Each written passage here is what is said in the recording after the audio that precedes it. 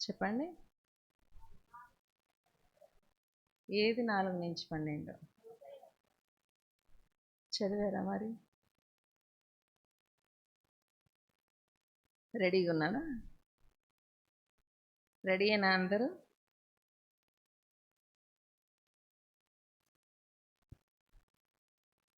మత్తయి సువార్త 4వ అధ్యాయం నుంచి 11వ అధ్యాయం వరకు. 12 వరకు చదివారు, మంచిదే, ఒక అధ్యాయం మేలే. సో నేను ప్రశ్నలు అడుగుతా, దానికి సమాధానం చెప్పాలా? ఎట్లా చెప్తారు? కలిసి కూర్చున్నారు అందరూ.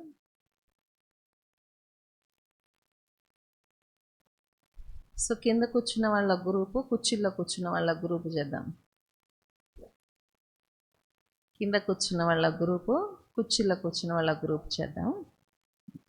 మనుషుడు కింద కూర్చున్న వాళ్ళు,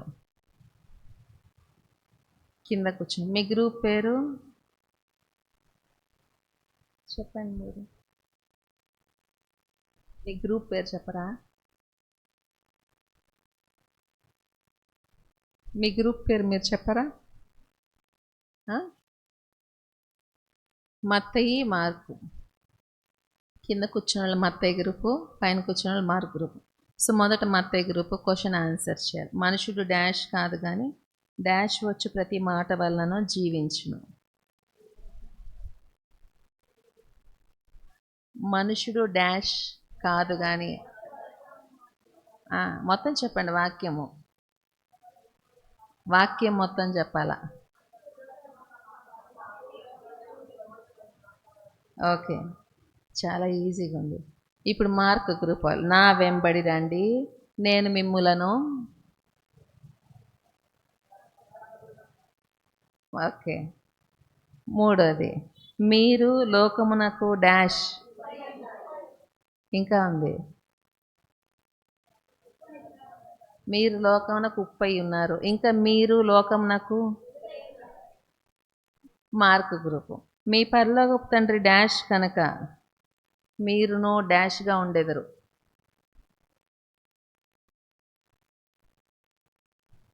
మీ పరలోకపు తండ్రి డాష్. వాళ్ళు కాకపోతే మళ్ళీ మనం చెప్దాం. మత్తయి సువార్తలో ఉన్నమాట, మీ పరలోకపు తండ్రి డాష్ కనుక మీరును డాష్గా ఉండేదరు. సరే, ఈ మత్తయి గ్రూప్ వాళ్ళు చెప్పండి. వాక్యం అంతా చెప్పండి. మీ పరలోకపు తండ్రి పరిపూర్ణుడు కనుక మీరును పరిపూర్ణులుగా ఉండేదరు. సో మీది ఇప్పుడు నెక్స్ట్ మత్తయి గ్రూప్దే కదా, ఆన్సర్ వాళ్ళు చెప్పారు కాబట్టి. ఎన్ని వచ్చినాయి మార్కులు మీకు? 3. మీకు ఒకటేనా? గుర్తుపెట్టుకోండి, మీ మార్కులు మీరే గుర్తుపెట్టుకోవాలా. ఒకటి వచ్చిందా మీకు? 1 మార్కు. సో నెక్స్ట్, డాష్ నేడు మాకు దయచేయము.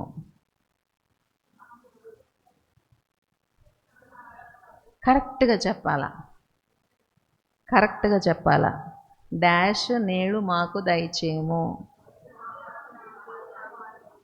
మా అనుదిన ఆహారము నేడు మాకు దయచేయము. నెక్స్ట్, మార్కులు గుర్తుపెట్టుకోండి మీరే.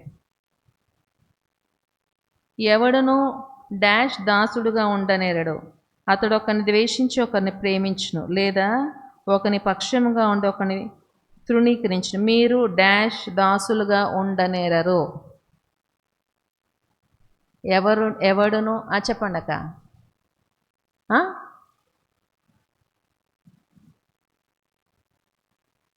ఎవడును డాష్ దాసుడుగా ఉండనేరడు. కరెక్ట్గా చెప్పాలి. వాక్యం కదా ఇది, మనం ఏం కలపడానికిలే తీసేయడానికిలే. అది చెప్పింది మీరు. నెక్స్ట్, అతడు ఒకరిని ద్వేషించి ఒకరిని ప్రేమించును, లేదా ఒకరిని పక్షముగా ఉండి ఒకరిని తృణీకరించును. అక్క మర్చిపోయావాక? సగం చెప్పారు కానీ మీతో చెప్పాలా? సరే మీరు చెప్తారా? చెప్పండి. మత్తయి గ్రూప్ వాళ్ళు, ఎవడును డాష్ దాసుడుగా ఉండనేరడు. ఆ? ఇద్దరు యజమానులకు దాసుడుగా ఉండనేరడు. అతడు ఒకని ద్వేషించి ఒకని ప్రేమించును, లేదా ఒకని పక్షంగా ఉండి ఒకని తృణీకరించును. ఆ తర్వాత మీరు దేవునికిని సిరికిని దాసులుగా ఉండనేర్రు. సో వాళ్ళదా క్వశ్చన్ మీద వాళ్ళది. నెక్స్ట్ మీది. మీరు డాష్ మొదట వెదకుడి, వాక్యం అంతా చెప్పాలా.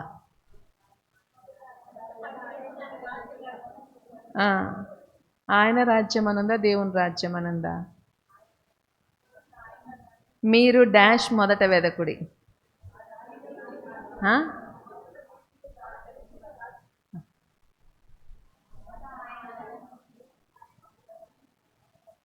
ఆయన రాజ్యం అనుందా, దేవుని రాజ్యం అనుందా?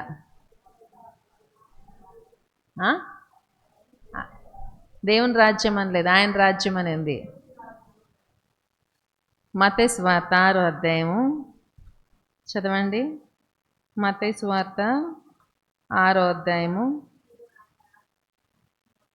ఆయన రాజ్యమును నీతిని మొదట వెతుకుడి, అప్పుడు అవన్నీ. Very good. చిన్న చిన్న వాటిలో కూడా మనకి డిఫరెన్సియేషన్. మార్కు సువార్తలో ఏముంటుంది? మార్కు సువార్త 1:13 కాలము సంపూర్ణమైనది, దేవుని రాజ్యము సమీపించు. సరే, ఇప్పుడు ఎవరికి? వాళ్ళ మార్కు. మీరు తీర్పు తీర్చకుడి డాష్. మీరు తీర్పు తీర్చకుడి డాష్.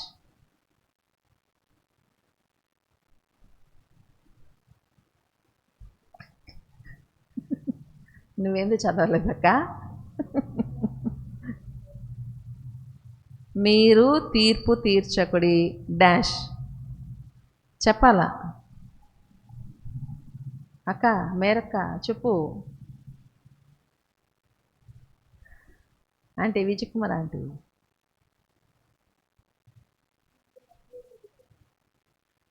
కంటిన్యూషన్ రావాలా? మీరు సరే మీరు చెప్పండి. మత్తయి గ్రూపు. మీరు తీర్పు తీర్చకుడి, అప్పుడు మీకు తీర్పు తీర్చబడదు. ఇవన్నీ ప్రిన్సిపల్స్, మన క్రైస్తవ జీవితానికి ఉన్న మూల సత్యాలు. మనం తీర్పు తీరిస్తే మనకి తీర్పు తీర్చబడుతుంది, మనం తీర్పు తీర్చకపోతే మనకు తీర్పు తీర్చబడదు. తర్వాత క్వశ్చన్ ఎవరిది? మీకు కదా. వాళ్ళు చెప్పలేకపోయినారు, మీకు కదా. సో కావున మనుషులు డాష్ అలాగనే మీరు వారికి చేయడి.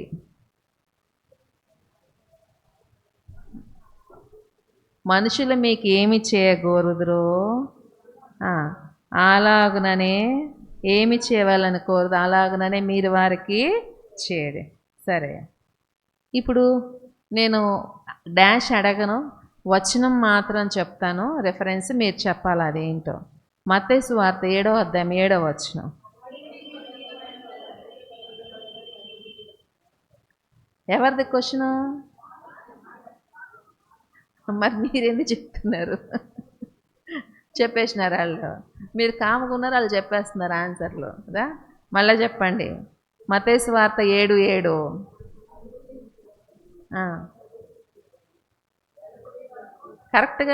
కరెక్ట్గా వర్స్ యాజ్ ఇట్ ఈజ్ చెప్పాలి. మళ్ళీ చెప్పండి.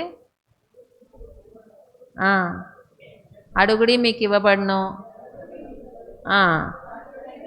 తీయబడను అంటే దాని ప్రకారం, వచనం ప్రకారం. తర్వాత ఇప్పుడు ఎవరిది? మీది. ఉచితంగా పొందితిరి,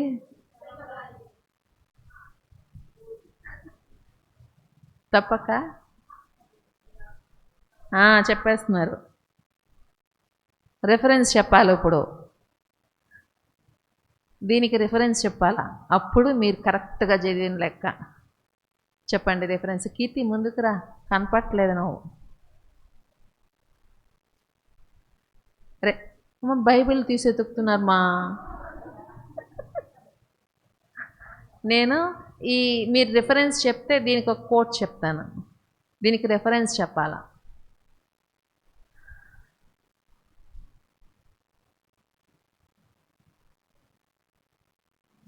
రెఫరెన్స్ చెప్పాలా. ఉచితముగా పొందితిరి ఉచితముగా ఈవిడి.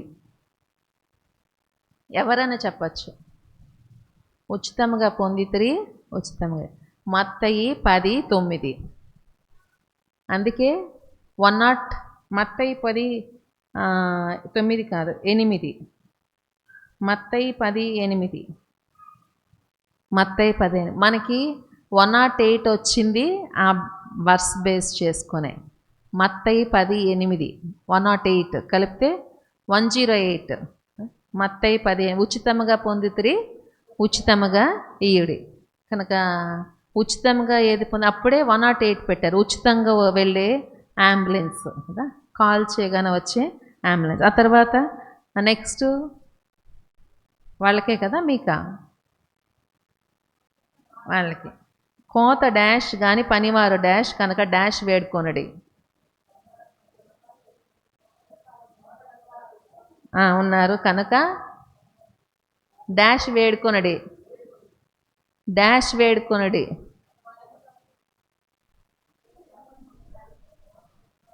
ఉన్నది కోత విస్తారముగా ఉన్నది కనుక అని పనివారు కొద్ది మందిగా ఉన్నారు కనుక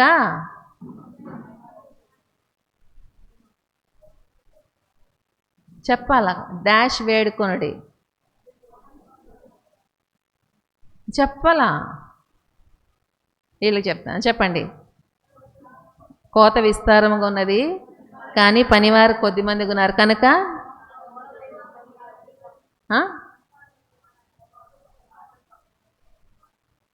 కోత యజమానుని వేడుకొనుడి. అది వాక్యం. కోత యజమానుని వేడుకొనడి. సరే, ఇప్పుడు మీ భాగం. మీ తల వెంట్రుకల నీవు డాష్ గనక మీరు భయపడకుడి.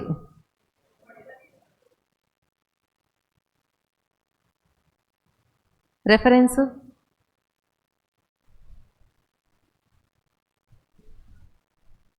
రెఫరెన్సు మీ తల వెంట్రుకలన్నీ లెక్కింపబడి ఉన్నవి కనుక భయపడకుడి. 11 కాదు 10:30. మత్తయి 10:30. సరే, నెక్స్ట్ మార్క్ గ్రూపులు. నేను భూమి మీదకి డాష్ పంపవచ్చి నన్ను తలంచకుడి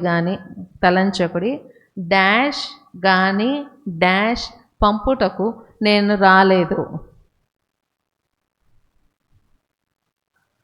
నేను భూమి మీదకి డాష్ పంపవచ్చితనని తలంచకుడి.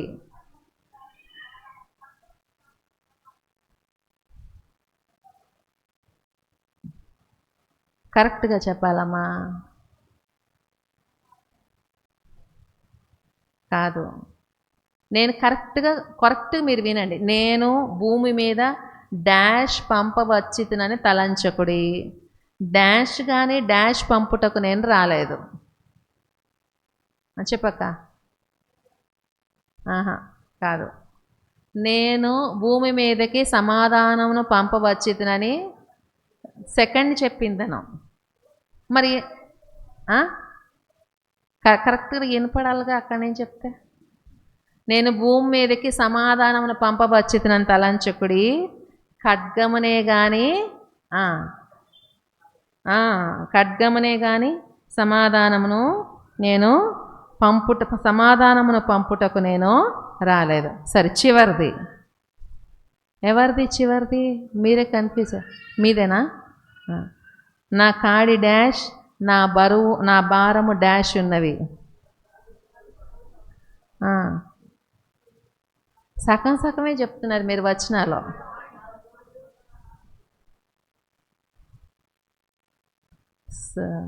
సరళ రివర్స్ చెప్తుంది. నా కాడి బరువుగాను అని చెప్తుంది. నా కాడి సులువుగాను, అంతేనా? నా భారము కాన్ఫిడెన్షియల్గానే చెప్పట్లేదు మీరు. వర్స్ అంతా చెప్పాలి ఆన్సర్ చెప్పినప్పుడు. నా కాడి సులువుగాను నా భారము తేలికగాను. అది బైబిల్ వర్స్ చెప్పే పద్ధతి. మీరు తేలికగా అంటే ఎక్కడ తేలిక? నా కాడి తేలిక అని రావచ్చు కదా. నా కాడి సులువుగాను నా భారము తేలికగాను ఉన్నవి కనుక బాగానే చదువుకొచ్చారు. నెక్స్ట్ వీక్ మరి మీరు చదువుకొని రావాల్సిన అధ్యాయాలు 12-24. మత్తయి సువార్త 12-24. మోస్ట్లీ మరి బైబిల్ చదివేటప్పుడు దీంట్లోనే వచనాలే ఎక్కువ వస్తాయి కనుక వచనాలు జాగ్రత్త చదువుకోండి. వచనాలు రెఫరెన్సులు వస్తాయి కనుక వచనాలు చదవడానికి ప్రయత్నం చేయండి. ఈరోజు మన దీన భాగానికి వెళ్దాం. ముందు బైబిల్ ఎత్తి బైబిల్ పల్లవి పాడదాం. పఠింప శ్రేష్ఠ గ్రంథము బైబిల్, పఠింప శ్రేష్ఠ గ్రంథము బైబిల్, అనుదినము పఠించిన ప్రేమతోడ నడుపును, ఓ పఠింప శ్రేష్ఠ గ్రంథము బైబిల్. నేను వాక్యం చెప్పకముందు చిన్న మార్పు. ముందు లైన్కి వచ్చేసేయండి. ముందు లైన్కి ఒక ఆర్డర్లో కూర్చుందాము. ముందు లైన్కి వచ్చేసేయండి. రమ్మా మేరమ్మ రా, రమ్మ నువ్వు కూడా రా, బ్యూలా రా, ముందుకు రా.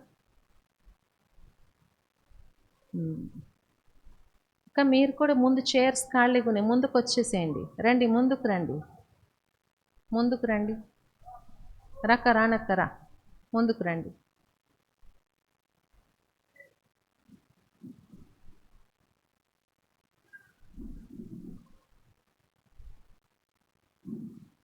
మందిరంలో మనం కూర్చునే క్రమాన్ని బట్టి అనేక మంది ఆకర్షించబడతారు. మా నాన్న మరి దేవుని నమ్ముకోలేని వ్యక్తి.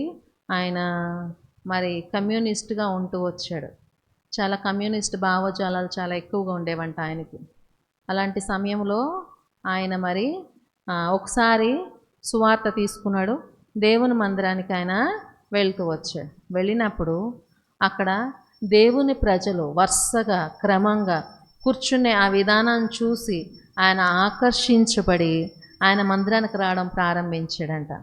వాళ్ళు ఎంత చక్కగా కూర్చున్నారంటే వాళ్ళు రావడము వరుసల్లో కూర్చోవడం, ఇంకో వరుస నిండిపోగానే ఇంకొక వరుస ఇట్లా కూర్చోవడం చూసి, ఆ వరుసల్లో కూర్చోవడం చూసి కమ్యూనిస్టు వాళ్ళ దాంట్లో ఎన్నో మరి చెప్తాం కానీ వాళ్ళు ఆచరించరు.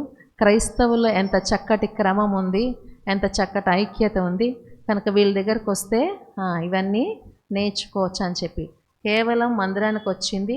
ఆ వరుస క్రమాల్లో కూర్చోవడం చూసి ఆకర్షించబడి మరి మందిరానికి రావడము జరిగింది. కానీ మన కూర్చొని విధానంలో కూడా మరి ఆత్మలు దైవ సన్నిధికి తీసుకొని రావట.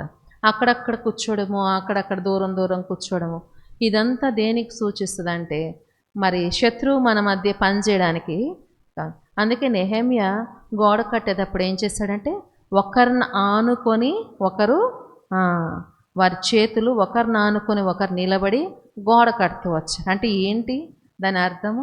ఒకరిని ఆనుకొని ఒకరంటే అటు ఐక్యత అన్నమాట. మనం కూర్చునే విధానంలోనే మన ఐక్యత కనపడుతుంది.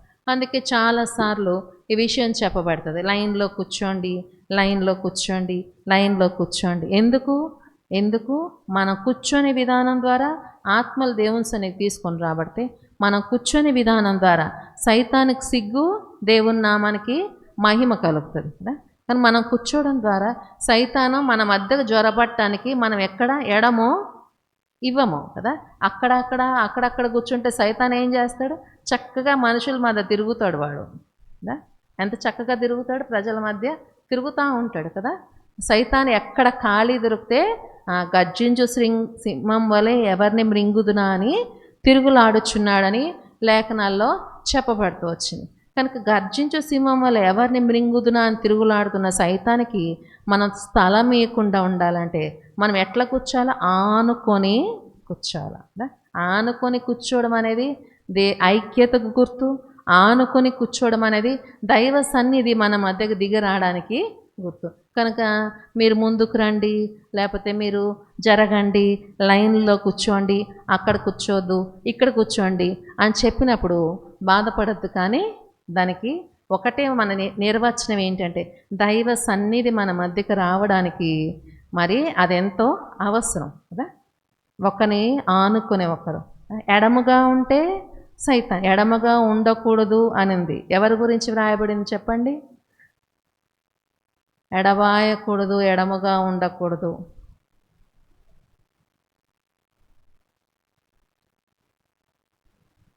ఎతికి నాకు రెఫరెన్స్ చెప్పండి.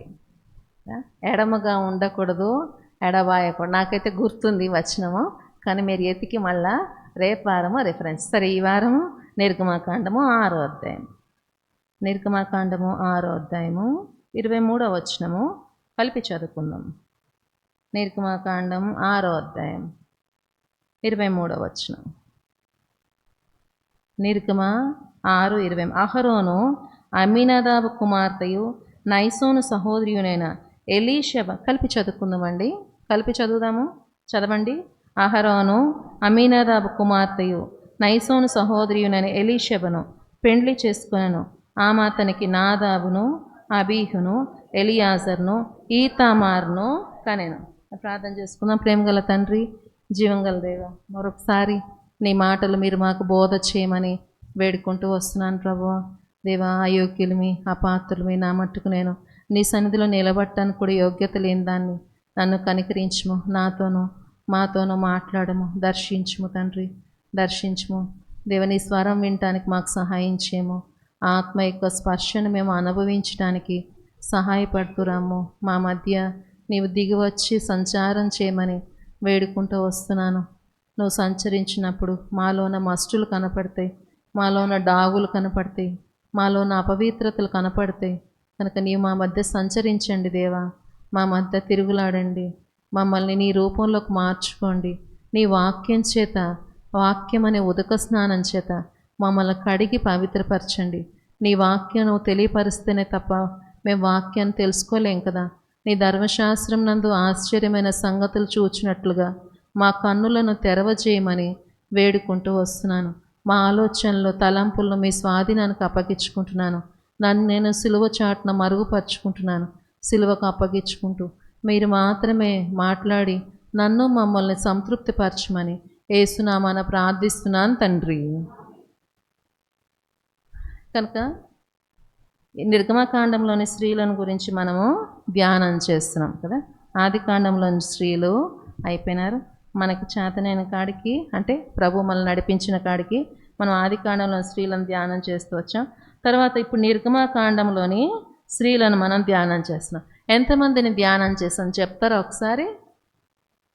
నిర్గమకాండంలోని స్త్రీలను ఎంతమందిని మనం ధ్యానం చేస్తూ వచ్చాం?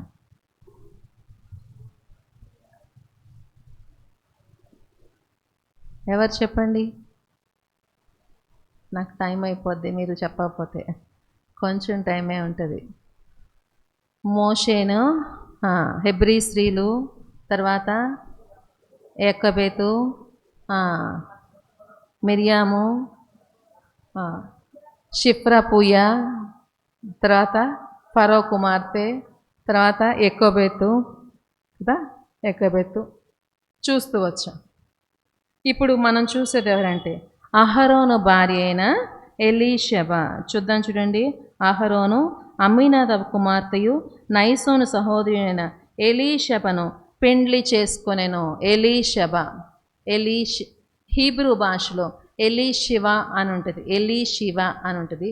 మన భాషలో, తెలుగు భాషలో ఎలీషబ అని ఉంది. ఏల్ అంటే దేవుడు, షబ అంటే ప్రమాణము, దేవుని ప్రమాణము, గాడ్స్ ఓత్, దేవుని ప్రమాణము. కానీ ఎలీషబాకు అర్థము సాధారణంగా ఏల్ అనే మాట ఎక్కడ వచ్చినా సరే దానికి ఏల్ అంటే యావే అని మరొక మాట వ్రాయబడుతుంది. యావే అంటే దేవుడు అని.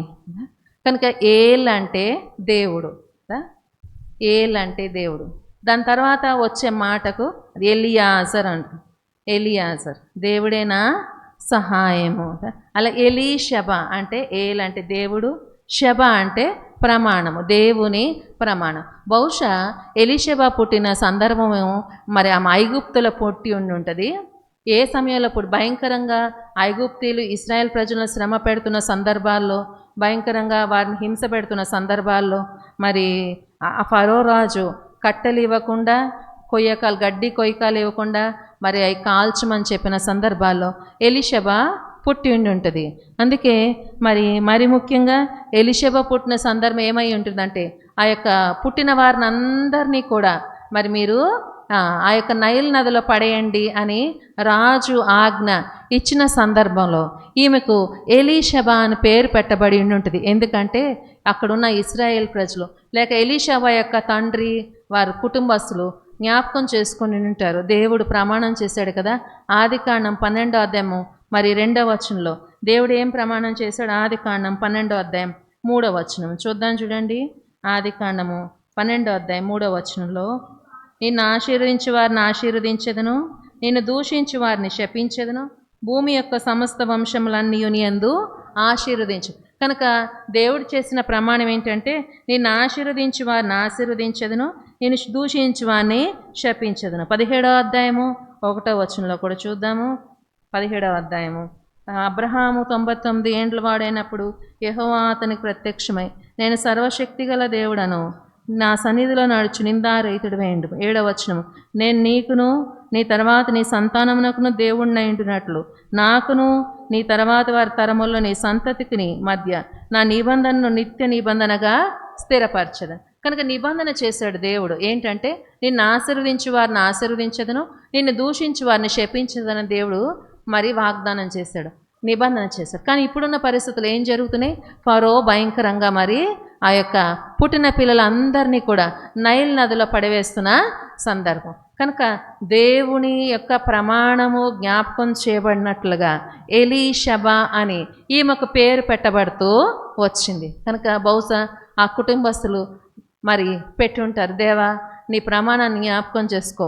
ఏం ప్రమాణం చేసావు?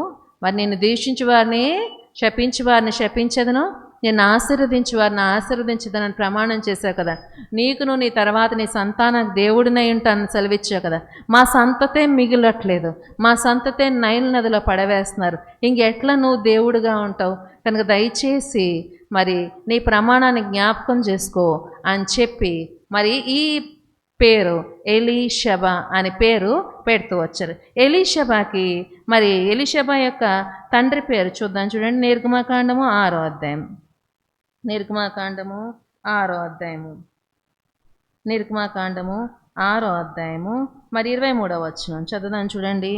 నిర్గమకాండము 6వ అధ్యాయము 23వ వచనం చదవండి. అహరోను అమీనాదాబు కుమార్తెయు నైసోను సహోదరి ఎలీషబను పెండ్లి చేసుకునేను. అసలు ఈమె గురించి ఇంకా మనం తెలుసుకోవాలంటే, ఎలీషబ యేసుప్రభు వంశావళిలోనికి వచ్చిన ఎలిజబెత్ యొక్క బంధువు, ఎలిజబెత్ యొక్క బంధువు. లూకాసు వార్త 1వ అధ్యాయంలో జకర్యా ఎలిజబెత్లు ఉంటారు కదా, యేసుప్రభు వంశావళిలోకి తేబడిన మరియ యొక్క బంధువైన ఎలిజబెత్ యొక్క బంధువు ఆ వంశావళి లైన్లోనికి ఉంది ఎలీషబ. కనుక ఇక్కడ ఎవరి కుమార్తెను అహరోను పెళ్లి చేసుకున్నాడంటే, అమ్మీనాదాబు కుమార్తెను అహరోను పెళ్లి చేసుకున్నట్టుగా అమ్మీనాదాబు యూదా గోత్రంలోని ప్రాముఖ్యుడు. అమ్మీనాదాబు యూదా గోత్రంలోని ప్రాముఖ్యుడు.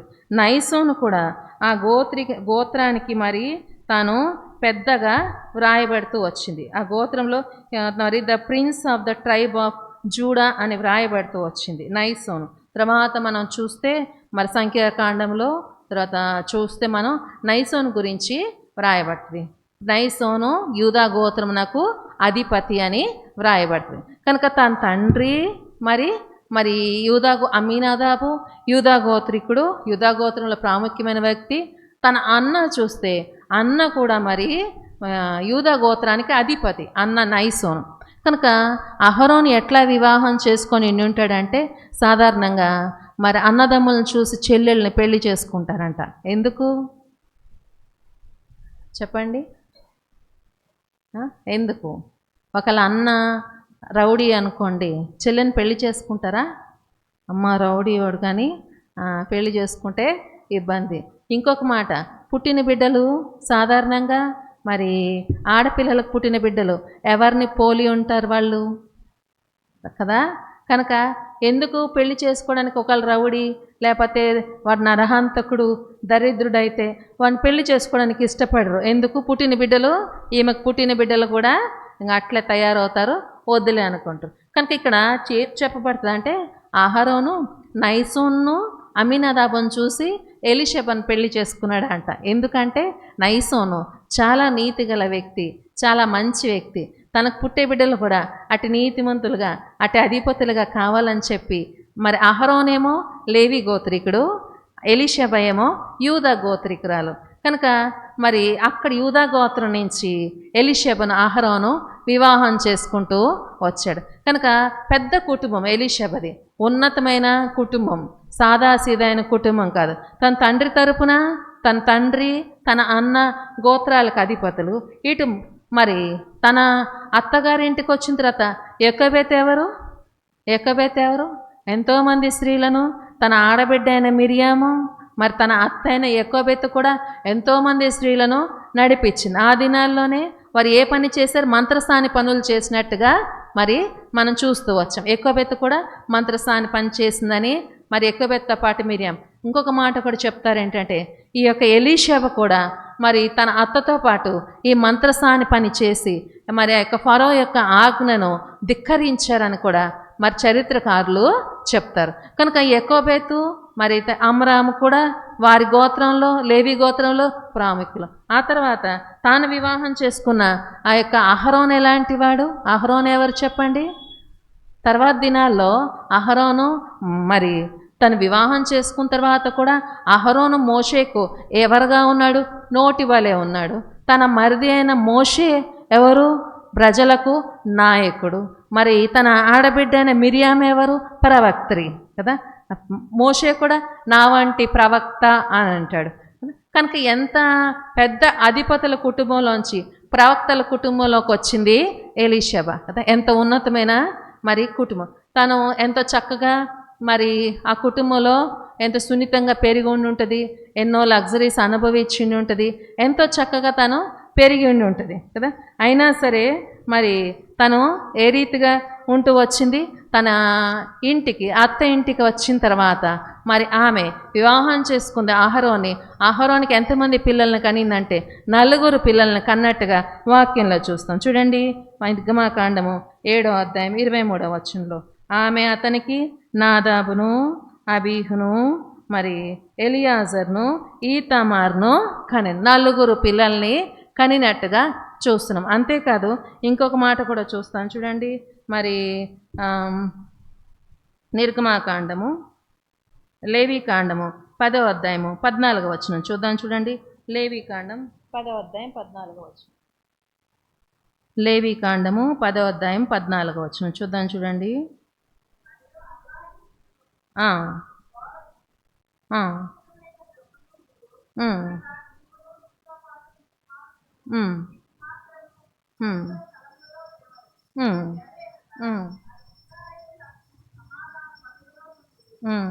నీవును నీ కుమారులను నియమింపబడి, నీవును నీతో పాటు నీ కుమారులను నీ కుమార్తెలను పవిత్ర స్థలములో తినవలను. అప్పుడు 12వ వచనం, అప్పుడు మోషే అహరోనుతోను మిగిలిన అతని కుమారులైన ఎలియాజరు ఈతామారులతోనూ అట్లనే సంఖ్యాకాండము 18వ అధ్యాయం, సంఖ్యాకాండము 18వ అధ్యాయం,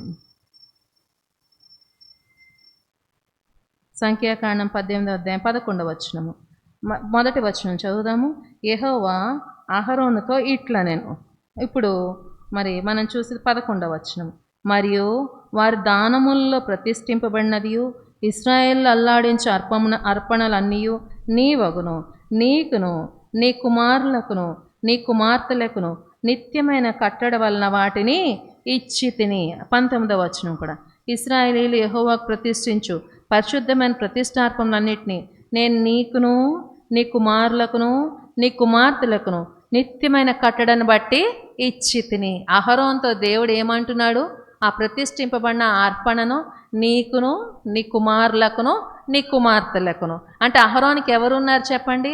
ఎలీషబ అహరోనికి కుమారులను కనింది, కుమార్తెలను కూడా కంటూ వచ్చింది, నీకును నీ కుమారులకును నీ కుమార్తెలకును. కనుక ఎలీషబా ఈ 4 కుమారులతో పాటు కుమార్తెలను కూడా ఎలీషబా కంటూ వచ్చినట్టుగా మనం బైబిల్లో చూస్తాం. కనుక ఎలీషబా కనిన తర్వాత ఈ 4 మరి పిల్లలందరినీ కూడా ఎలీషబా ఒక మంచి భార్యగా అహరోనుకు, మరి మంచి తల్లిగా మరి పిల్లలకు తాను ఉంటూ వచ్చినట్టుగా చూస్తాం. ఎంతో చక్కగా వారిని పెంచినట్టుగా నమ్మకస్తురాలుగా తాను ఉంటూ వచ్చింది. మరి ఎంత చక్కగా పెంచిందో మరి దేవుడు వారిని మరి నిర్గమాకాండానికి వచ్చేపాటికి నిర్గమాకాండము 28వ అధ్యాయం, నిర్గమాకాండము 28వ అధ్యాయము 43వ వచనం చూద్దాం. చూడండి, నిర్గమాకాండము 28:1 వచనం చూద్దాం. మరియు నాకు యాజకత్వం చేటకై నీ సహోదరుడైన అహరోన్ను అతని కుమారులను, అనగా అహరోను కుమారులైన నాదాబును, అబీహును, ఎలియాజరును, ఈతామారును ఇశ్రాయేలులో నీ వద్దకు పిలిపింపుము. యాజకత్వం చేయడానికి దేవుడి 4 కుమారులను కూడా దేవుడు ఏర్పరచుకుంటూ వచ్చాడు. అహరోన్తో పాటు అహరోను కుమారులను కూడా దేవుడు యాజకత్వం చేయడానికి ఏర్పరచుకుంటూ వచ్చాడు కదా. కనుక ఆ ప్రత్యక్ష గుడారం కట్టబడినప్పుడు ఇశ్రాయేలీయులు ఐగుప్తులోంచి బయటకు వచ్చినప్పుడు ఎలీషబా ఎంతగానో సంతోషించి ఉండి ఉంటుంది. ఎర్ర సముద్రం దగ్గర మరి వారు పాటలు పాడినప్పుడు, ఎర్ర సముద్రాన్ని దేవుడు పాయలు చేసినప్పుడు ఎలీషబా ఎంతగానో సంతోషించి ఉంటుంది. ఆ తర్వాత అక్కడి నుంచి దేవుడు సీనాయి పర్వతం దగ్గరకు వచ్చి సీనాయి పర్వతం దగ్గర దేవుడు ఆజ్ఞలు ఇచ్చినప్పుడు ఎలీషబా ఎంతగానో సంతోషించి ఉంటుంది. ఇప్పుడు అంతకంటే ఇంకా ఎక్కువ సంతోషం ఏంటంటే ఇప్పుడు దేవుడు తన భర్తను తన పిల్లలకు ఈ యాజకత్వ ధర్మాన్ని అనుగ్రహించినప్పుడు ఎలీషబా ఎంత సంతోషించిందో కదా. ఒక పక్క మరి మోషే, తన భర్త తమ్ముడైన మోషే మరి ఇశ్రాయేల్ ప్రజలు నడిపించు నాయకునిగా ఉంటే ఇప్పుడు తన భర్తకి దేవుడు ఏమనుగ్రహించాడు? యాజకత్వాన్ని చేసే మరి ఆ యొక్క పరిచర్యను మరి ఇశ్రాయేలు ప్రజల్లో అనేక కుటుంబాలు ఉండగా ఆ కుటుంబాలన్నిటిని కూడా దేవుడు కోరుకోలేదు, కానీ ఎలీషబా యొక్క కుటుంబాన్ని దేవుడు కోరుకున్నట్టుగా మరి నిర్గమాకాండం 28వ అధ్యాయం 1వ వచనంలో చూస్తాం. కనుక ఈ కుటుంబాన్ని కోరుకోవడానికి అహరోను ఎంతో బిజీగా మోషేతో పాటు తిరుగుతూ వచ్చాడు. మోషేతో పాటు ఫరో రాజు దగ్గరికి వెళ్ళడము, మోషేతో పాటు తిరగడము, మోషేతో పాటు ఎర్ర సముద్రం దగ్గర ఉండడము, యుద్ధానికి వెళ్ళినప్పుడు మోషేతో పాటు ఆ కొండ మీద ఉండి మోషే చేయికి మరి సపోర్ట్ ఇవ్వడం, ఇట్లా ఎంతో మోషేను నేను నీకు నోటిగా ఉంచాను, నీకు తోడుగా ఉంచానని చెప్పినప్పుడు అహరోను మోషేతో పాటే తిరుగుతూ వచ్చాడు. మరి పిల్లల్ని ఎవరు పెంచిండి ఉంటారు? ఖచ్చితంగా ఎలీషబా పెంచిండి ఉంటుంది. ఎంత చక్కగా పెంచిందంటే అనేక కుటుంబాలు ఇశ్రాయేల్ జనాంగం మధ్య ఎన్నో కుటుంబాలు ఉండగా ఆ కుటుంబాలన్నింటినీ కూడా దేవుడు కోరుకోలేదు, కానీ ఎలీషబా యొక్క పిల్లలను, ఎలీషబా యొక్క భర్తను దేవుడు యాజకత్వం చేయడానికి కోరుకుంటూ వచ్చాడు. అంటే వీరిని ఎంత విశేషంగా పెంచుతూ వచ్చిందో. అదే సమయంలో మోషే పిల్లలు కూడా ఉన్నారు, అదే సమయంలో మోషే భార్య కూడా ఉంది సిప్పోరా. కనుక ఇంకా మిగతా వాళ్ళు ఉన్నారు, ఇంకా చాలామంది కుటుంబాలు అక్కడ ఉన్నాయి. అయితే వాళ్ళు ఎవ్వరిని దేవుడు కోరుకోలేదు. ఎలీషబా పిల్లల్ని మరి ఎలీషబా భర్త అయిన అహరోన్ను యాజకత్వం చేయడానికి దేవుడు కోరుకుంటూ వచ్చాడు. కనుక ఎలీషబా దైవ భక్తి గల స్త్రీ, ఎంత భక్తిగా తన పిల్లల్ని పెంచుతూ వచ్చిందో. ఒక కుటుంబం తన పిల్లల్లో ఒక్కరిద్దరిని దేవుడు కోరుకోలేదు, కానీ 4 కూడా దేవుడు సేవ చేయడానికి, యాజకత్వం చేయడానికి, పరిశుద్ధ గుడారంలో మరి యాజకత్వం చేయడానికి కోరుకుంటూ వచ్చాడు. అంతేకాదు ఇంకొక మాట చూస్తాను చూడండి, సంఖ్యాకాండము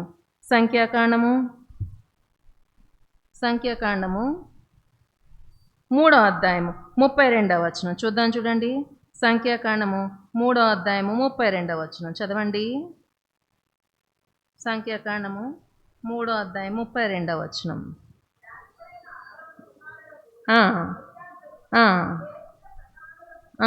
ఏంటంట? 3వ కుమారుడు ఎవరంట?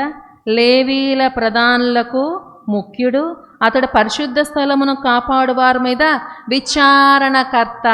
కనుక ఏవేవి పదవులు ఇశ్రాయేల్ ప్రజల మధ్య ఉన్నాయో అవన్నీ కూడా ఎవరికి ఇవ్వబడుతున్నాయి? ప్రాముఖ్యమైన పదవులు ఎవరికి ఇవ్వబడినాయి? మోస్ట్లీ ఎలీషబా యొక్క పిల్లకి. ఎవరు? ఎలియాజర్ ఎవరంట? ముఖ్యుడు, ప్రధానులకు ముఖ్యుడు, పరిశుద్ధ స్థలమును కాపాడు వారి మీద విచారణకర్త. ఈజ్ ఇన్ఛార్జ్ అన్నమాట. ఇన్ఛార్జ్ తనకి ముఖ్యుడు.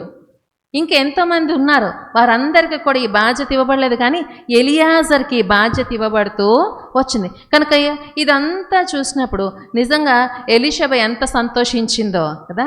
ఎలీషబ ఎంత సంతోషించి ఉంటుందో. తన భర్త ఒకవేళ దీనికి తగ్గట్టుగా తను ఎంతో సాక్రిఫైస్ చేసి ఉన్నట్టు, ఎన్ని రాత్రులు, ఎన్ని పగళ్ళు, ఎన్ని నెలలు అహరోన్ తన దగ్గర లేడో, ఎన్ని దినాలు అహరోన్ తనను వదిలిపెట్టి వెళ్ళిపోతూ వచ్చాడో. ఏదైనా రీతిలో ఒకవేళ అహరోన్ మీద కనుక ఎలీషబ సనిగి ఉండుంటే పిల్లలు కూడా ఈ సనుగుడు నేర్చుకునేవారు. ఎక్కడ కూడా ఒక్కసారి ఎలీషబ పేరు వ్రాయబడుతూ వచ్చింది. అది నిర్గమాకాండం 6:23 మాత్రమే ఎలీషబ యొక్క పేరు వ్రాయబడింది.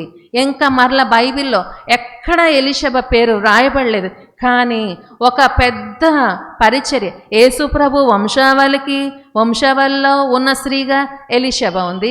ఇట్నుంచి యాజకత్వం చేసే లేవి గోత్రంలో యాజకులకు తల్లిగా కూడా ఎలీషబ ఉంటూ వచ్చింది. కానీ పేరు మాత్రము ఎక్కడ వినబడలేదు. రహస్యంగా ఉన్నా సరే గొప్ప పరిచర్య ఎలీషబ చేస్తూ వచ్చింది. కానీ బైబిల్లో చాలామంది రహస్యంగా పేర్లు వ్రాయబడని, పేర్లు అనేక సార్లు ప్రస్తావించబడని స్త్రీలు చాలా గొప్ప గొప్ప పరిచర్యలు చేసినట్టుగా మన పరిశుద్ధ గ్రంథాన్ని ధ్యానం చేసినప్పుడు మనం చూస్తూ వస్తాం. కనుక ఎలీషబ గురించి ఆలోచించినప్పుడు తన పేరు ఒక్కసారే ప్రస్తావించబడింది. అది నిర్గమాకాండం 6:23 ప్రస్తావించబడింది. కానీ ఇంత సేవ జరగడానికి అహరోను మొదలుకొని యేసుప్రభు ఈ లోకానికి వచ్చి ప్రతి ఒక్క పరిశుద్ధుణ్ణి యాజకునిగా చేయు హెబ్రీలకు రాసిన పత్రికలో చెప్పబడినట్టుగా అంతవరకు కూడా ప్రధాన యాజకులకు యొక్క వంశావళికి తల్లిగా ఎవరున్నారంటే ఎలీషబ ఉంటూ వచ్చింది. మొదటి ప్రధాన యాజకుడు అహరోను సంతతి వారే ప్రధాన యాజకులుగా. అహరోను సంతతి నుంచి సాదోకు వచ్చాడు, అహరోను సంతతి నుంచి ఎలియాజరు వచ్చాడు, అహరోను సంతతి నుంచి జకర్యా వచ్చాడు. వీరందరూ కూడా ఎలీషబ సంతతే, ఎలీషబ పిల్లలే వీళ్ళంతా కూడా. ఇంత లీనేజ్ అంటే ఇంత వంశావళికి తల్లి ఎవరంటే ఎలీషబ. కానీ పేరు ఎన్నిసార్లు వ్రాయబడింది? ఒక్కసారే ప్రస్తావించబడింది.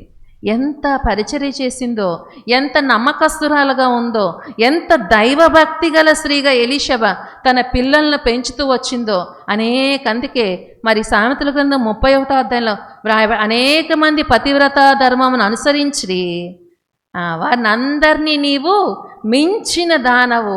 వారందరినీ నిజంగానే ఎలీషబ అనేక మంది స్త్రీలు ఉన్నా సరే, అనేక కుటుంబాలు ఆ దినాల్లో ఉన్నా సరే, వారందరినీ మించిన స్త్రీగా ఎలీషబ ఉంటూ వచ్చింది. ఎంత సంతోషమో ఎలీషబకి.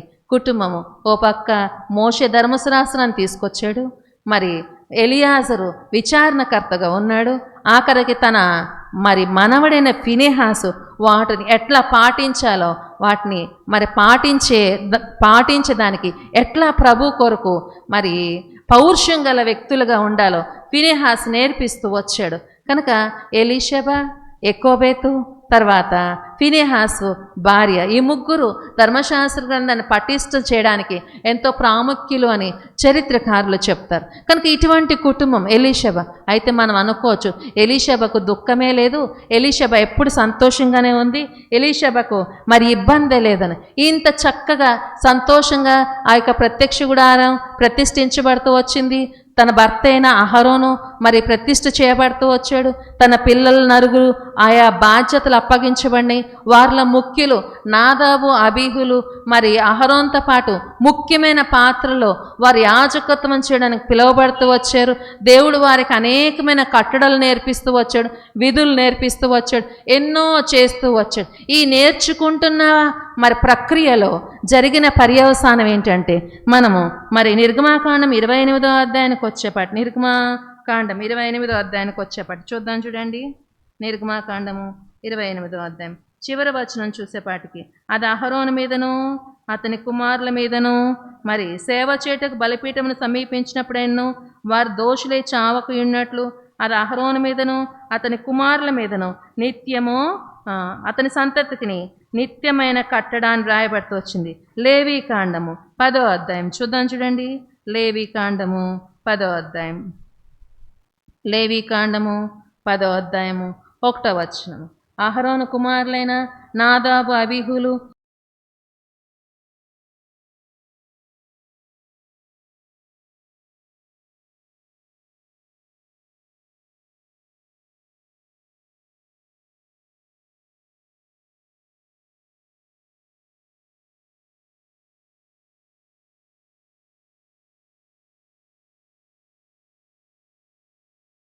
నిప్పులుంచి అన్య అగ్ని, నాదాబు, అబీహులు మరి వాటిలో నిప్పులుంచి వాటి మీద ధూపద్రవ్యం వేసి యెహోవా తమకు ఆజ్ఞాపింపని వేరొక అగ్ని ఆయన సన్నిధికి తేక. ఏం తీసుకొచ్చారు? వేరొక అగ్ని మరి ఆయన సన్నిధికి ఇక్కడ నాదాబు, అబీహులు తీసుకొచ్చారు. వీరికి అనేక సంగతులు బోధించబడుతూ వచ్చినాయి. బహుశా వీరికి అర్థం కాలేదో, లేకపోతే తేకూడదని తెలియదో, ఏది ఏమైనప్పటికీ దేవుని సన్నిధిలోకి వేరొక అగ్నిని తీసుకుని రాగానే యెహోవా సన్నిధి నుండి అగ్ని బయలుదేరి వారిని కాల్చివేసెను. వారు యెహోవా సన్నిధిని మృతి పొందిరి. ఏమైందంట? దేవుడు కాల్చివేసినట్టుగా వ్రాయబడుతూ వచ్చింది లేవీ కాండం 10వ అధ్యాయంలో. కనుక వేరొక అగ్ని తీసుకొని వచ్చారు. ఎందుకు వేరొక అగ్ని తీసుకొచ్చారు? ఎందుకు తీసుకొచ్చారో మనకు తెలీదు. కానీ ధూపార్తుల్లో వేరొక అగ్ని తీసుకొని రాగానే యెహోవా యొద్ద నుండి అగ్ని బయలుదేరి వారిని కాల్చివేసింది. 2 కుమారులు ప్రత్యక్ష గుడారములో అక్కడికక్కడే మృతి పొందారు. వార్త ఇంటికి వచ్చింది. వెంటనే కింద చూద్దాం, చూడండి. అప్పుడు యెహోవా మోషేతో ఇట్లా, నేను ఇది యెహోవా చెప్పిన మాట, నా యొద్ద నుండి వారి యందు నేను నన్ను పరిశుద్ధపరచుకుందును, ప్రజలందరి ఎదుట నన్ను మహిమపరచుకుందును. నేను పరిశుద్ధపరచుకుందును, ప్రజలందరి ఎదుట నేను మహిమపరచుకుందును. కనుక కాల్చివేయబడ్డారు. 2 పిల్లలు ప్రత్యక్ష గుడారంలో పడి ఉన్నారు. కింద 4వ వచనానికి వచ్చేపాటికి అహరోను మౌనముగా ఉండగా. ఏం చేశాడంటే అహరోను ఎట్లున్నాడు? మౌనంగా ఉన్నాడు. ఇంకా కింద వచనాలకు వచ్చేపాటికి దేవుడు అహరోనికి అతని కుమారులకు ఏం చెప్తాడంటే మోషే చెప్పినట్లు 4వ వచనం చదువుదాము. 4వ వచనం లేకపోతే 7వ వచనం 6-7 చదువుదాం. అప్పుడు మోషే అహరోన్ను అతని కుమారులైన ఎలియాజరు, ఇతామారు అను వారితో, మీరు చావకి ఉన్నట్లు యెహోవా ఈ సర్వ సమాజం మీద ఆగ్రహపడకుండానట్లు మీరు తల విరియబోసుకొనకూడదు, బట్టలు చింపుకొనకూడదు. కానీ యెహోవా వారిని కాల్చినందుకు మీ సహోదరులను ఇశ్రాయేలు ఇంటి వారందరూ ఏడవవచ్చును. యెహోవా అభిషేక తైలం మీ మీద ఉన్నది కనుక మీరు చావకున్నట్లు మీరు ప్రత్యక్ష గుడారం యొక్క ద్వారములో నుండి బయలు వెళ్ళకూడదు. ఎంత క్లిష్టమైన పరిస్థితో పిల్లలు చనిపోయారు. ఇప్పుడు వెంటనే దేవుడు ఎలియాజరు, ఇతామారుకి ఏం చెప్పాడు? అహరోను, ఎలియాజరు, ఇతామారుకి ఏం చెప్పాడు? మీ మీద అభిషేక తైలం ఉంది, మీరు తలలు విరియబోసుకొనకూడదు, మీరు ఏడవకూడదు, ఇంకేం చేయకూడదు, బట్టలు చింపుకోకూడదు. వాళ్ళ కొరకు ఇశ్రాయేల్ సమాజం వారందరూ ఏడవచ్చు, కానీ మీ మీద అభిషేక తైలం ఉంది కాబట్టి మీరు చావకున్నట్లు ఈ గుడారపు ద్వారం నుండి బయటికి వెళ్ళకూడదు. అంటే ప్రత్యక్ష గుడారంలో మీరు బయటికి కూడా వెళ్ళకూడదు. ఎందుకంటే మీ మీద అభిషేక తైలం ఉంది. ఒక స్త్రీ గుడారం బయట నుంచని తన పిల్లలతో పాటు తన భర్త, తన మిగతా 2 పిల్లలు ప్రత్యక్ష గుడారంలోనే ఉండగా వాళ్ళు ఏడవకుండా, తల విరియబోసుకోకుండా, బట్టలు చింపుకోకుండా వాళ్ళు నిశ్చేష్టులై చూస్తున్న కళ్ళ ముందు తన 2 పిల్లలు చనిపోతుంటే అహరోను నిశ్చేష్టుడై చూస్తున్న సందర్భంలో ఎలీషబా ఒంటరిగా నిలబడుతూ వచ్చింది. తను ధైర్యపరచడానికి తన భర్త తన దగ్గర లేడు, తను ధైర్యపరచడానికి తన పిల్లలు లేరు. 2 పిల్లలు కాల్చబడుతూ వచ్చారు, ఇంకొక 2 పిల్లలు లోపల ఉన్నారు. ఒక్కతే నిలబడింది, ఒంటరిగా నిలబడింది. బహుశా ఎంత దుఃఖించిందో, సాధారణంగా స్త్రీలుగా మనం ఏం కోరుకుంటామంటే ఆదరించాలని కోరుకుంటాం.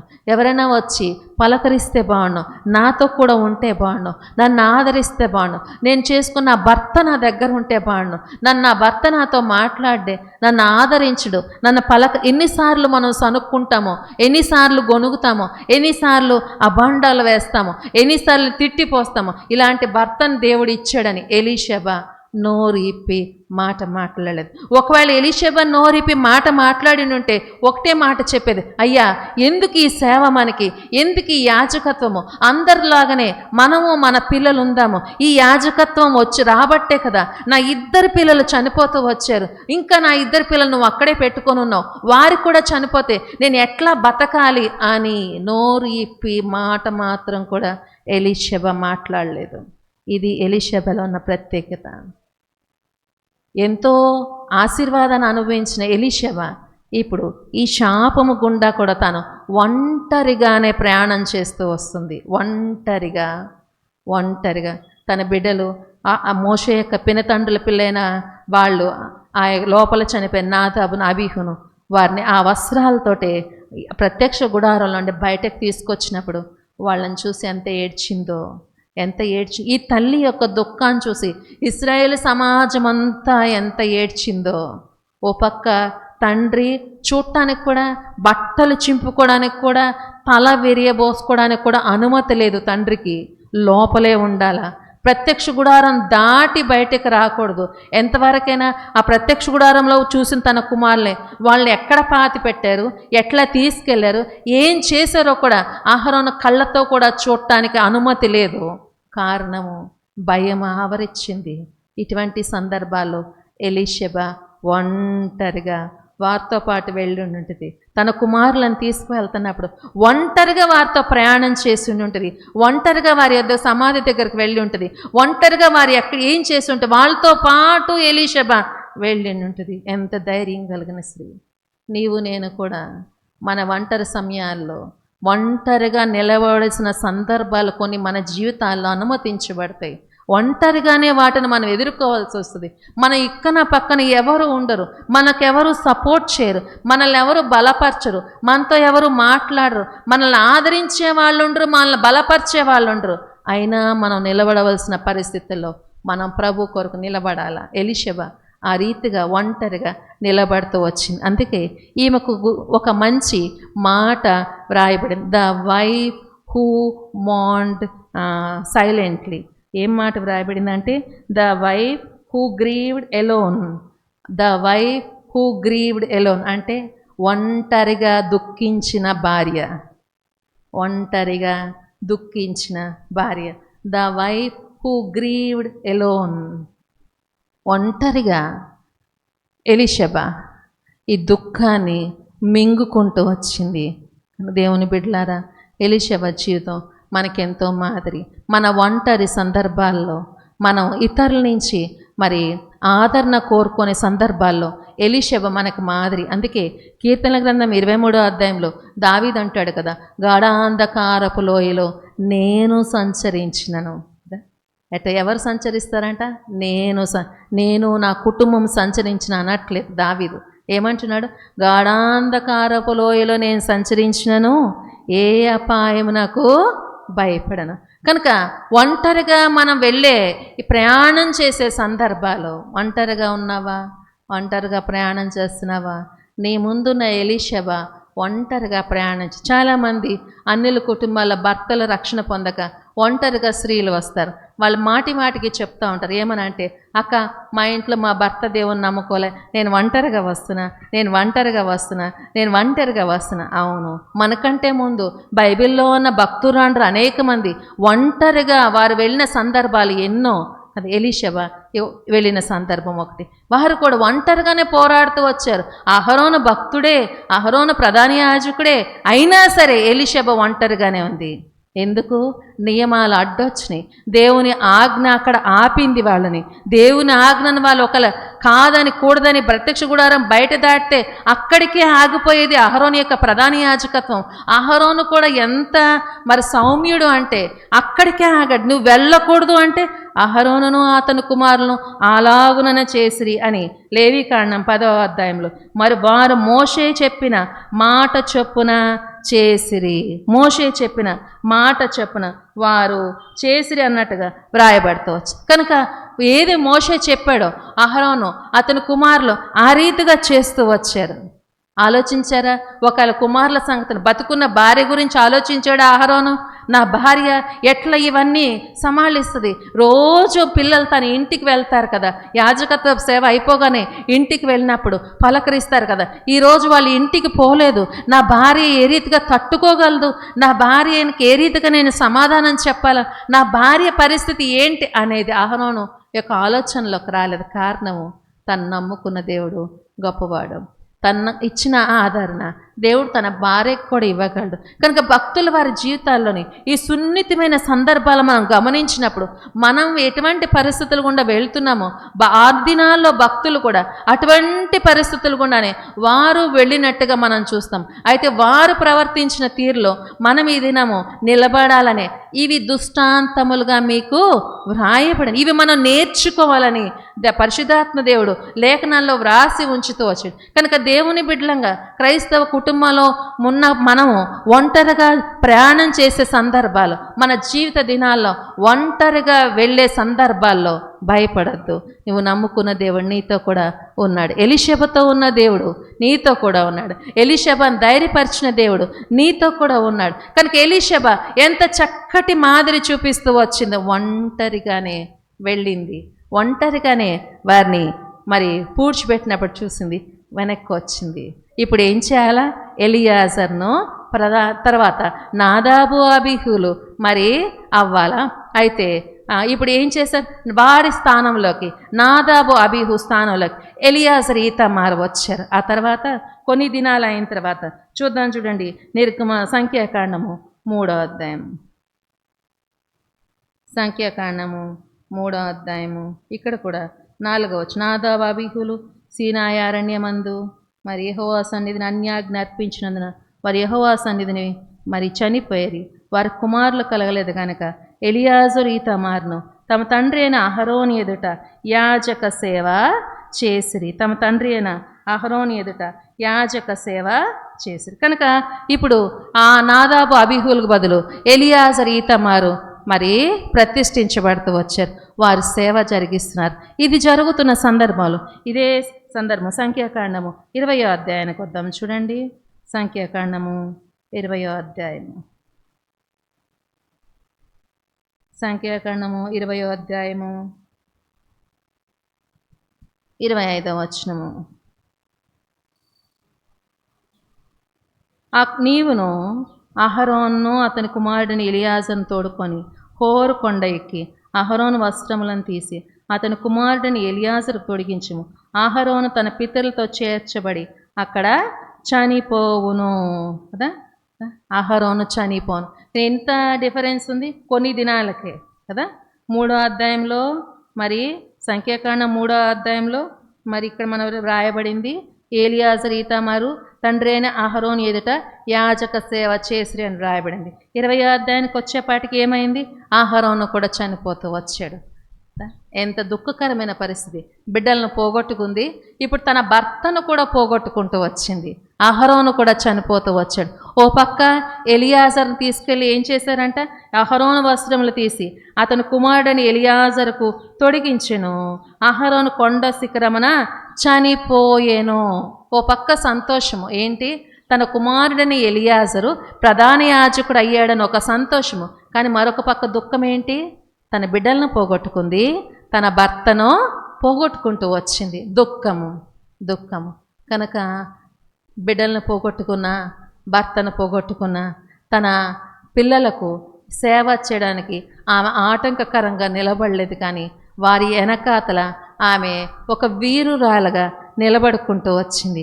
ఒకవేళ తల్లి ఏడుస్తా దుఃఖపడతా ఇంట్లో ఉండుంటే ఎలియాజర్ ధైర్యంగా పోయి కొండ మీద ఆ వస్త్రాలు వేసుకునేవాడు కాదు. ఎందుకులే చిన్నానా, ఎందుకులే బాబాయ్, నాకు వద్దులే, మా అన్నలు చనిపోయినారు, ఇప్పుడు చూస్తే నాన్న చనిపోయినాడు, ఈ యాజకత్వ సేవ నాకు వద్దే వద్దు, వేరే వాళ్ళకి ఎవరికైనా ఇవ్వు అని ఉన్నారా? అనలేదు. ఎటువంటి పరిస్థితి వచ్చినా దేవుడు వారికి అప్పగించిన పని నమ్మకంగా చేయడానికి వారు తమ్మును తాము అప్పగించుకుంటూ వచ్చారు. నష్టమైన, కష్టమైన, ఇబ్బంది అయినా, ప్రాణాలు కోల్పోయినా ప్రభువు వారికి ఏ బాధ్యత అప్పగించాడో ఆ బాధ్యతను చివరి వరకు చేయడానికి, ప్రభువు కొరకు తమ ప్రాణాలను అర్పించడానికి కూడా వెనుకాడని పిల్లలు. కారణము వారి తల్లి వారిని ఆ రీతిగా పెంచుతూ వచ్చింది. గుండె నిబ్బరం గల పిల్లలుగా వారిని పెంచుతూ వచ్చింది. దేవుణ్ణి ఎక్కువగా ప్రేమించే బిడ్డలుగా వారిని పెంచుతూ వచ్చింది.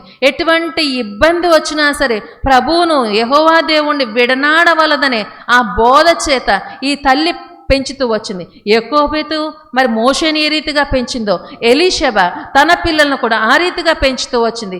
ఎంత ఇబ్బందికర పరిస్థితులు వచ్చినా సరే వారు తమ సేవను వదిలి వెళ్ళలేదు, నిలబడ్డారు. ఇప్పుడు ఎలియాజరు ప్రధాన యాజకుడు అవుతూ వచ్చాడు. సంతోషమా ఎలీషబాకి? సంతోషమా? సంతోషించగలిగి ఉంటుందా? సంతోషించగలిగి ఉంటుందా? ఎంత దుఃఖము, పుట్టెడు దుఃఖము హృదయంలో పెట్టుకుంది ఎలీషబా. అయినా సరే నా బిడ్డలు ఏం చేయాలా? సేవ చేయాలి. నా బిడ్డల సేవ చేయాలి, దేవుని సేవ చేయాలి, దేవుని మందిరంలో దేవుడిచ్చిన పరిచర్ను వారు కొనసాగించాలా. ఎంతగా ఆమె దేవుణ్ణి ప్రేమిస్తూ వచ్చిందో, దేవుణ్ణి ప్రేమించడంలో వెనుకాడలేదు. నష్టం వచ్చినా వెనుకాడలేదు, పిల్లల్ని పోగొట్టుకున్న వెనుకాడలేదు, భర్తను పోగొట్టుకున్న ఎలీషబా దేవుణ్ణి ప్రేమించడంలో, సేవించడంలో వెనుకాడలేదు. నీవు నేను ఏ రీతిగా ఉన్నావు? చిన్న గాలి తుఫాన్ రాగానే ప్రభు నాకొద్దని వెళ్ళిపోతున్నావా? ఈ దేవుడు నాకొద్దు, ఎందుకు సేవ నాకొద్దు, వాళ్ళు తిడుతున్నారు, వీళ్ళు తిడుతున్నారు, వాళ్ళ మాట అంటున్నారు, వీళ్ళు వెనక అంటున్నారు, వీళ్ళు ముందు అంటున్నారు, నాకొద్దు, నేను ఒక సామాన్యమైన విశ్వాసిగా నేను వచ్చి వెళ్ళిపోతానని తలంచుకుంటున్నావేమో. ఎలీషబాను గుర్తు తెచ్చుకో. ఎలీషబా ఎటువంటి పరిస్థితి వచ్చినా సరే తనకి ఇవ్వబడిన పని, తన బిడ్డలకి ఇవ్వబడిన పనిని వదిలిపెట్టడానికి ఆమె ఇష్టపడలేదు. ఆఖరికి తన వంశావళిలోంచి ఎంత పెద్ద పెద్ద ప్రధాన యాజకులు, నాయకులు, ప్రవక్తలు వచ్చారంటే సాదోకు ప్రధాన యాజకుడు తన సొంత మనవడు ఫీనెహాసు రోషం గల వ్యక్తిగా వచ్చాడు బయటికి. ఆ యొక్క మిద్యానీయులు బిలాము చెప్పిన తప్పుడు బోధ విని మిద్యాను స్త్రీలు ఇశ్రాయేల్ సమాజంలోకి ప్రవేశించినప్పుడు ఫీనెహాసు వెళ్ళి ఒక్క ఈట దెబ్బతోటి ఇద్దరిని చంపుతాడు. దేవుడు ఫీనెహాసుతో నిబంధన చేస్తాడు. నా సమాధాన నిబంధన నీతో చేస్తున్నా, నేను సహించని దాన్ని నువ్వు సహించలేదు కనుక నా సమాధాన నిబంధన నీతో చేస్తున్నా అంటాడు తన మనవడు ఫీనెహాసు. ఆ తర్వాత కాలంలో దావీదు కాలంలో సాదోకు వస్తూ వచ్చాడు, ఆ తర్వాత కాలంలో జకర్యా వస్తూ వచ్చాడు. ఈ రీతిగా ఎంతోమంది ప్రధాన యాజకులు అందరూ కూడా ఎలీషబా వంశావళిలోంచి బయటికి వచ్చినట్టుగా చూస్తాం. దీనంతటికి కారణం ఎలీషబాకున్న విశ్వాసం, ఎలీషబాకున్న నమ్మకత్వము, ఎలీషబాకు దేవునిపై గల ప్రేమ, దేవునిపై గల తన మక్కువ. ఒక పెద్ద కుటుంబంలోంచి వచ్చింది, ఒక పెద్ద కుటుంబానికి కోడలుగా వచ్చింది, ఒక పెద్ద కుటుంబంలో ఉన్న కుమార్తె ఒక పెద్ద కుటుంబంలో కోడలుగా వచ్చింది. అయినా సరే విలువలను విడిచిపెట్టలేదు ఎలీషబా. దేవుని ఆజ్ఞల ప్రకారము తన పిల్లల్ని పెంచినట్టుగా నీవు నేను కూడా వ్యక్తిగతంగా మనము ఎంతగా ప్రభువును ప్రేమిస్తామో అదే ప్రేమను మన పిల్లలు కూడా అదే ప్రేమలో మన పిల్లలు ప్రభువును ప్రేమించినట్లుగా పెంచగలుగుతాం. నీవు నేను ప్రభు పట్ల ప్రేమ లేదా, మన పిల్లలు కూడా అటువంటి ప్రేమ చూపించినట్లు వారికి నేర్పించలేము. ఎంతగా ప్రేమిస్తున్నావు నువ్వు ప్రభువుని? ఎంతగా ప్రేమిస్తున్నావు? గాలి వస్తుంది, తుఫాను వస్తుంది, అగ్ని వస్తుంది, మనల్ని కదిలిస్తున్నప్పుడు విడిచిపెట్టి వెళ్ళిపోయేదానికి సిద్ధంగా ఉన్నావా? ఒంటరిగా వాటిని ఎదుర్కొని ఈ ప్రయాణంలో ముందు కొనసాగడానికి సిద్ధంగా. అందుకే నువ్వు జలముల్లో పడి వెళ్ళినప్పుడు నేను నీకు తోడే ఉండేదను, అగ్ని మధ్య నడిచినను జ్వాలలు నిన్ను కాల్చవు. దేవుడు మనతో ఉంటాడు. నేను నిన్ను విడువను ఎడబాయనని చెప్పిన దేవుడు. ఈ దినాల్లో మనకి వాగ్దానాలైనా సమీపంగా ఉన్నాయి, కానీ ఆ దినాల్లో ఎలీషబాకు ఏమున్నాయి? ఏముంది చెప్పండి? ధైర్యపరచడానికి ఏమున్నాయి? ధర్మశాస్త్ర గ్రంథం అప్పటికి ఇంకా కొత్తగానే వ్రాయబడుతుంది, చేతికి కూడా ఇవ్వబడలేదు. మోషే చెప్తేనే వినే పరిస్థితులు తప్ప ఏది లేదు, ధర్మశాస్త్రం వినే సందర్భాలు లేవు. అయినా సరే ఎలీషబా దేవుణ్ణి ప్రేమించింది. తన భర్త సేవించే దేవుడు, తన మామ సేవించిన దేవుడు, తన అత్త సేవించిన దేవుడు, తన అన్న సేవించిన దేవుడు, తన తల్లిదండ్రులు సేవించిన దేవుడు, వారు ప్రేమించిన దేవుని ఆమె ప్రేమిస్తూ వచ్చింది. హృదయంలో ఎంత పెద్ద గాయమైందో. ఆయన ప్రేమించడం మానలేదు. ఎలీషబా ప్రేమిస్తూనే వచ్చింది. తన 2 కుమారులు చనిపోయారు, మరలా 2 సేవ కొరకు మరి అప్పగిస్తూ వచ్చింది. వారికి అడ్డుపడలే. తన 2 కుమారులు చనిపోయారు, భర్తకు అడ్డు చెప్పలే. ఏం దేవుడు, ఈ దేవుడు బయటికి కూడా రానిలేదే, నా పిల్లల్ని చూడనీలేదే, నువ్వేం తండ్రి? నోరిప్పి మాట మాట్లాడలేదు ఎలీషబా. దేవుడు రావద్దన్నాడు నా భర్తని, నేనే వెళ్తాను నా పిల్లలతో. చనిపోయేంత సమాధి వరకు వెళ్ళి ఉంటుంది. తన భర్త స్థానం, తన స్థానం తానే తీసుకొని అక్కడ కనపడుతూ వచ్చి ఉంటుంది. నోరిప్పి భర్తను నిందించలేదు, మాట్లాడలేదు. ఆ తర్వాత తన పిల్లల విషయంలో కూడా ఎలియాజరు ఈతామారును కూడా అడ్డు చెప్పలేదు వాళ్ళకి. ఎందుకు సేవ? చూడు, ఒక అన్యాగ్ని తెస్తేనే దేవుడు కాల్ చేస్తున్నాడు కదా, ఎందుకు మీరు చేసేది? రండి బయటికి అందరితో పాటు. మనమైతే ఏమంటాం? చాలే అయ్యా, 2 పోగొట్టుకున్నా, ఇంక 2 నేను ఏం పోగొట్టుకుంటా, వద్దులే చాలే, వచ్చేయండి, మనం ఏదో ఒకటి చేసి బతుకున్నాం. ఈ సేవ ఎవరో ఒకరు చేస్తారులే, దేవుడు ఎవరో ఒకరికి ఇస్తాడులే, మనకెందుకు, మనం ఎందుకు ఇబ్బంది? మన వర్షం ఇది. ఎలీషబా వర్షం అది కాదు. నా పిల్లలు 2 చనిపోయినా సరే, ఇంకొక 2 పిల్లలు కూడా ఏమన్నా చేసి చనిపోతా అయినా పర్వాలేదు, వాళ్ళు ఏం చేయాలా? సేవ. ఇదే ఆసక్తి ఎక్కడ కనపడింది? మళ్ళా ఫీనెహాసులో కనపడింది, తన మనవడైన ఫీనెహాసులో కనపడింది కదా. ఇదే ఆసక్తి, ఇదే దేవుని పట్ల ఉన్న ప్రేమ, తన నాయనమ్మలో ఉన్న ప్రేమ ఫీనెహాసు చూపిస్తూ వచ్చాడు. వారు వచ్చి దేవుని కంటే వేరే స్త్రీలను వారు వచ్చి చూసినప్పుడు ప్రాళంలో ప్రవేశించు సహించలేకపోయినాడు, భరించలేకపోయినాడు. నా దేవుడు ఎక్కువ, వీరెక్కువ. ఒక్క ఈట దెబ్బతో 2 పొడిచి నేలకు గుచ్చినాడంట.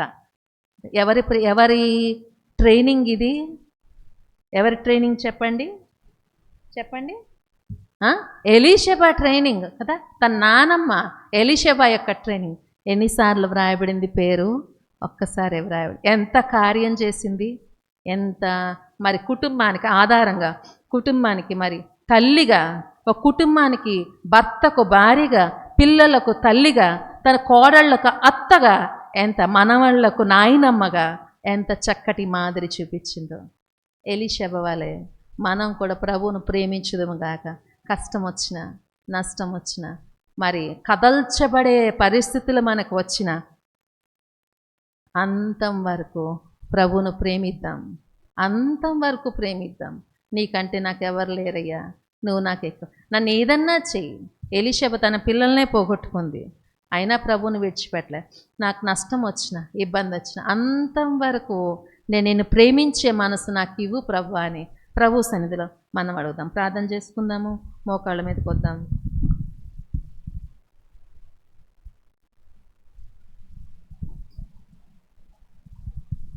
మోకాళ్ళ మీదకి వద్దాం, ప్రార్థన చేద్దాం. ప్రభు సన్నిధిలో మనల్ని మనం అప్పగించుకుందాం. ప్రభువా, ఎలీషబా వంటి నిన్ను ప్రేమించే మనసు, నిన్ను వెంబడించే మనసు, ఎటువంటి ఇబ్బందులు వచ్చినా, క్లిష్ట పరిస్థితులు వచ్చినా, ఒంటరిగా ప్రయాణం చేయవలసిన పరిస్థితులు వచ్చినా, ప్రభువా నిన్ను ప్రేమించే మనసు మాకివ్వు ప్రభువా. ఆమెకున్న ఆసక్తి నాకివ్వు.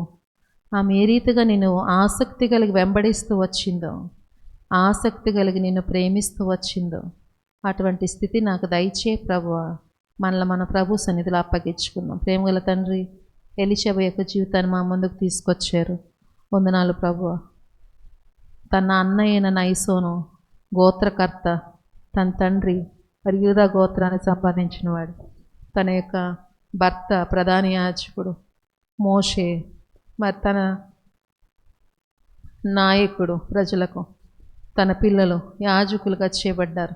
ఇటువంటి సందర్భంలో దేవా, తన 2 పిల్లలు చనిపోయిన సందర్భం దేవా, తను గణపరచబడుతూ వచ్చింది, తిరిగి మరి దుఃఖ పరిస్థితులు గుండా పోతూ వచ్చింది. అయినా మరి ఎటువంటి పరిస్థితులు అయినా నమ్మకంగా నేను వెంబడిస్తూ వచ్చింది. మరలా 2 పిల్లలను ఎలియాజరు ఈతామార్లను నీ సేవ చేయడానికి అప్పగిచ్చింది. దేవా, అంతం వరకును నమ్మకంగా నిన్ను వెంబడించింది. హృదయ విదారకమైన పరిస్థితుల్లో సైతము నిన్ను ప్రేమించుట మానలేదు. దేవా, నీ కొరకు జీవించింది. దేవుణ్ణి ప్రేమించినట్టుగా మేము పరిస్థితులను బట్టి చూస్తున్నాం. దేవా, మాకు కూడా ఎలీషా వంటి మనస్సు, నిన్ను ప్రేమించే హృదయం మాకు దయచేయండి. ఈ లోకంలో దేనికంటే కూడా, నీకంటే కూడా దేన్ని మేము ఎక్కువ ప్రేమించగా నిన్ను మాత్రమే ప్రేమించడానికి, మేం ప్రేమించినట్టుగా మా పిల్లలను కూడా ఆ రీతిగా నిన్ను ప్రేమించేవారుగా సిద్ధపరచడానికి మాకు సహాయం చేయమని వేడుకుంటున్నాను. అనేక సందర్భాల్లో తల్లులుగా, అత్తలుగా, కోడళ్ళుగా మేము నిన్ను ప్రేమించలేకపోతున్నాం. అందుకే మా పిల్లల్లో ఈ యొక్క హృదయాన్ని చూడలేకపోతున్నాం. క్షమించండి, మన్నించండి, రక్తం చేత కడిగి పవిత్రపరచండి. ఎలీషా పేరు పరిశుద్ధ గ్రంథంలో ఒక్కసారి వ్రాయబడింది, కానీ ఎంత చక్కటి మాదిరి, ఎంత చక్కటి పరిచర్య ఆమె చేస్తూ వచ్చిందో. ఆమె జీవితాన్ని మాకు ఈ దినము ఒక సవాలుగా ఉంచుతూ వచ్చారు. మీ కొందనాలు. ఆ రీతిగానే మేము జీవించడానికి మాకు సహాయపడము. తీసుకొచ్చిన నీ ప్రియులను బట్టి వందనాలు. వారిని సంపూర్ణ సమాధానము, సన్నిధి, ఆశీర్వాదాలతో పంపించము. రేపు ప్రభు దినం కొరకు మమ్మల్ని సిద్ధపరచము. 9 గంటలకే మేము సకాలానికి కూడి రావడానికి మాకు సహాయపడమని వేడుకుంటూ యేసు ప్రభు వారి నామములో ప్రార్థించి అడిగి వేడుకుంటున్నాం తండ్రి.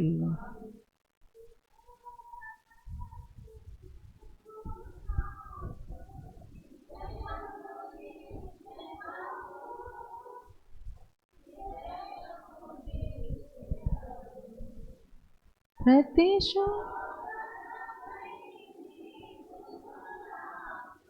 విజయముని చెదవు, విజయముని చెదవు, నన్ను విడిపించుటకు నీవు నమ్మదగిన వాడవు, నమ్మదగిన వాడవు. నన్ను విడిపించుటకు నీవు నమ్మదగిన వాడవు, నమ్మదగిన వాడవు. యెహోవా నీ కృపాతిశయము నిత్యము కీర్తింతున్, నిత్యము కీర్తింతున్. ప్రైజ్ లార్డ్ అందరికీ. రేపు ఆదివారం ప్రభుదిన 9 గంటలకి ఆరాధన ఉంటుంది. సకాలానికి కూడడానికి ప్రయత్నం చేయండి.